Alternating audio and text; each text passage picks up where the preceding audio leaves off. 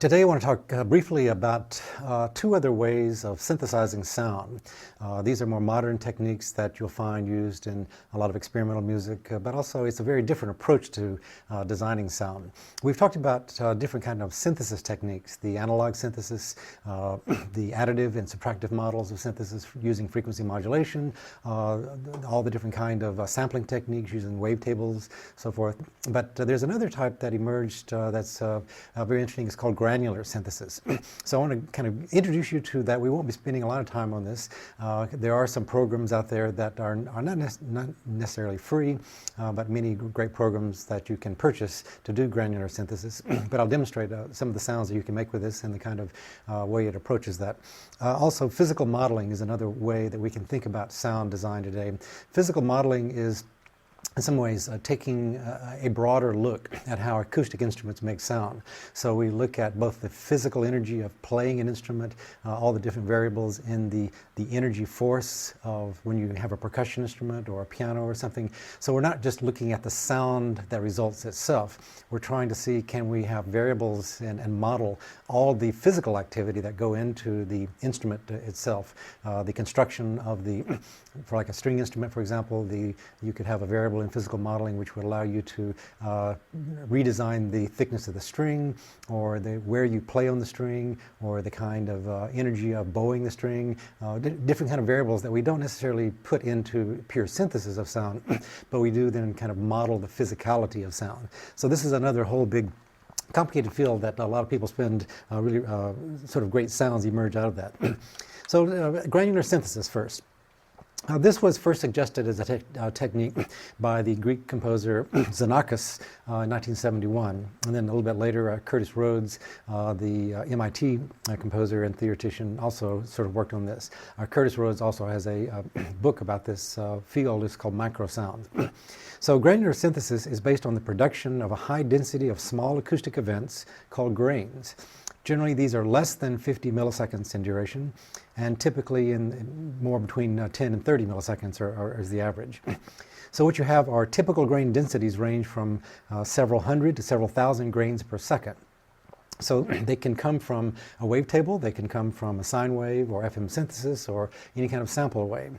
So what we're doing in granular synthesis is we're taking some sound file, and a very small slice of that, between say 10 to 30 milliseconds worth of sound, but then re-articulating those sounds hundreds or maybe thousands of times per second, and then having variables where we can change the density of sounds, we can change the envelope of each tiny little sound. So when you do all that, you create this very different kind of quality of sound that is not synthesized over a linear waveform kind of a concept, but is the construct of a large number of sounds simultaneously.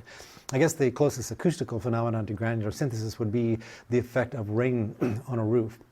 When you hear single drops of rain, you can hear the individual sound themselves. But when you get thousands of raindrops, then it starts to blend into sort of a larger construct of sound. So that's sort of the metaphor for how granular synthesis works. So the idea for this started actually before 1970s. It started with really a British physicist named Dennis Gabor, who proposed this idea in 1947, and he really worked in the notion of quantum physics, and he had this idea of the quantum of sound, which was an indivisible unit of information from the psychoacoustic point of view, on the basis of which all macro-level phenomena are based. So this was his theory that is sort of the basis for granular synthesis.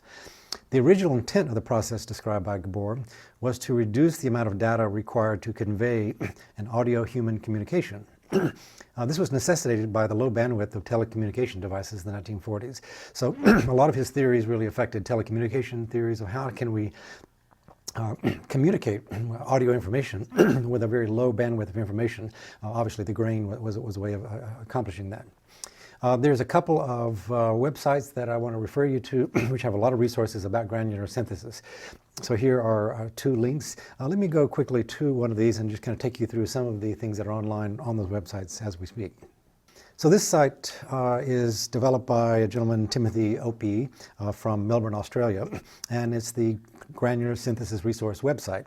So there's a lot of good information about synthesis on this. If we take a look quickly, you can go through and sort of read more about what is the definition of granular synthesis on this site. There's a list of different kind of software available where you wanted, if you want to do your own granular synthesis. Here are a list of standalone applications. You can see some of these are both for Windows and Macintosh. Some of them are Macintosh or Windows only. Most of these are going to be a paid application, but usually they're not very much, within 20 to 30 euros or US dollars. So I recommend just take a look at this. A lot of these you can download the demos for free and see them for a short amount of time. So they're worth taking a look at. Now remember, these are, the first category are standalone applications, which you don't have to have any other program to run that. There are other ones which, the second category is music programming environments that have synthesis capability. So this next list is a list of programs which are not designed specifically for granular synthesis, but you can do granular synthesis within them. And these are some that we'll be talking about a little bit later to kind of introduce you to some of the more sophisticated programs if you get interested in digital sound design and want to continue on. A lot of these are ones that I use and a lot of people in the field use regularly, such as C-Sound, Max MSP, the Audio Mulch, PD, Pure Data, which we will be talking about, Super Collider, Reason, Reactor, Kima. All these are, you can do granular synthesis in them. There's another category where you can have plugins, which you, a small bit of code that you plug into another program. Many programs that have capability for plugins are DigiDesign or the Avid Pro Tools systems, the Logic on Apple programs, Cubase. They all have the capability of having plugins which you can plug into an instrument track on them. So you could download these, and many of these are free, these synthesis tracks. So if you do have one of those other programs which allows for plugins, then you could go to this list and try out some of the synthesis patches there. So there's another one which also has a graphic interface, which I will demonstrate for you, SoundGrain, which just kind of shows a different way of thinking about granular synthesis, but also triggering it from a visual graphic interface, which I think is a very interesting approach to this. So that's a really good list of different resources for software to take a look at. There's also a lot of books and articles on this site that you can get further information. Some of these are articles that are downloadable from the site here with PDF files that if you want to read more about this. There's also a short list of some music examples of compositions that have been created using granular synthesis. So if we take a look at a couple of music sites here and maybe just listen to one or two excerpts by composers. There are a lot of composers who use granular synthesis in their compositions now, but who aren't necessarily doing that all the time, but it's now a part of the language of a lot of composers today. So here's a quick list. Barry Truax is a composer that has experimented a lot with this. Let me just play a quick excerpt of one of his pieces, River Run, 1986, which used a lot of granular synthesis for it.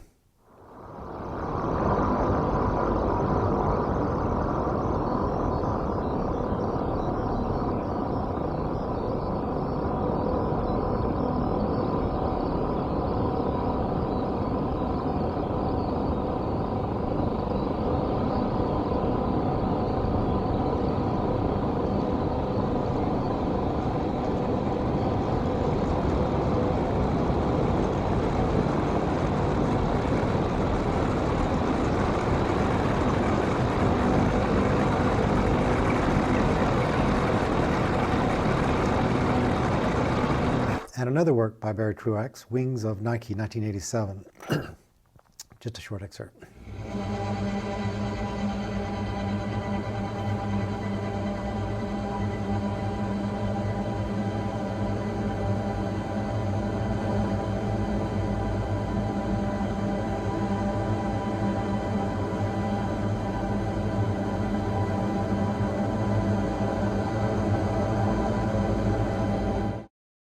So you can hear in those excerpts, there's a texture that granular synthesis will bring to the music. Many times it's used in soundscape designs because you get that feeling that there's some kind of large array of sound or wind or elements that has a kind of a soundscape quality to it. So this is a very good site to kind of take a look. There's some videos here and other links that I suggest you take a look at. So here are a list of potential, the more common programs which have granular synthesis built into them. So you'll see C-Sound, SuperCollider, Reactor, MaxMSP, Pure Data, Chuck, which is a real-time coding language, real-time C-Mix, Usign, Audio Mulch, and Kima. These are the ones that many composers use in creating more sophisticated digital sound design compositions and works for different media forms, but almost all of these have the capability of doing very sophisticated granular synthesis, as well as other kind of synthesis and sampling techniques in them.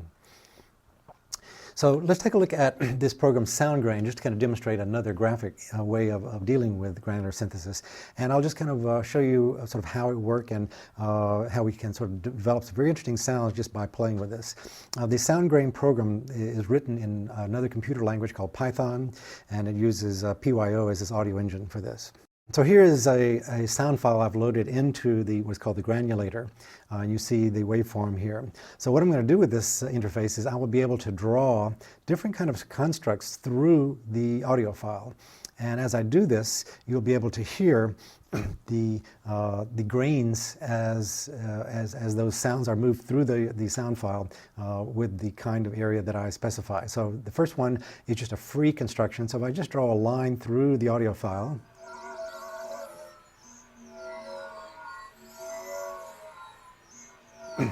you then see I'm taking grains of sound as the line that I drew through the audio file, and then it loops over and over through that. But over here you see in the granular controls, I can change the size of the grains,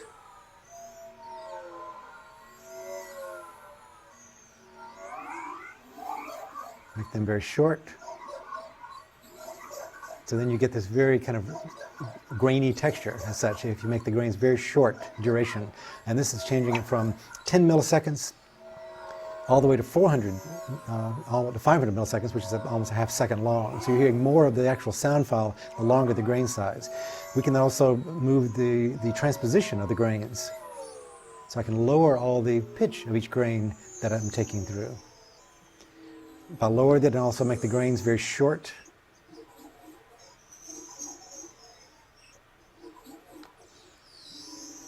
so let's transpose it back up a little bit. And then we can change the density of how many grains per second are being played. Right now we're at 28 grains per second. I can make that much shorter, only 1 grain per second. Then you can hear the individual grain being extracted from the audio file. If I make the grain very long, then you just hear pretty much the audio file sound. But you can change all the variables of this. Let's make the number of grains very dense. Make them much shorter. Now you start to get a very distorted kind of quality of sound with a large number of grains per second. We can also randomize the duration. So if you don't want the exact same size grain each time, we can turn up the random control, and then it starts to just have all sorts of random durations going on. We can also change the position of those, so we're randomizing the panning of it at the same time. So you can hear the different textures you get through just changing the number of variables of those grains, which most granular synthesizers will have these kind of variables. Now let me go over here and get rid of the line and draw another where I would use a circle.